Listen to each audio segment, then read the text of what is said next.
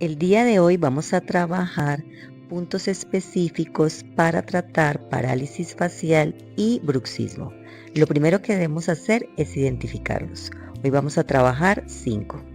Después de tener estos 5 puntos claros, vamos a conocer el movimiento. Es una presión moderada con movimientos circulares hacia afuera.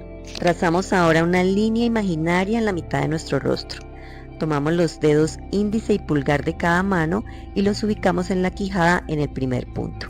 Iniciamos con los movimientos. Nos vamos desplazando de cada punto del 1 al 2, del 2 al 3 y así sucesivamente. Puedes realizar estos ejercicios de 1 a 3 veces al día. Haz cada movimiento de 3 a 5 veces.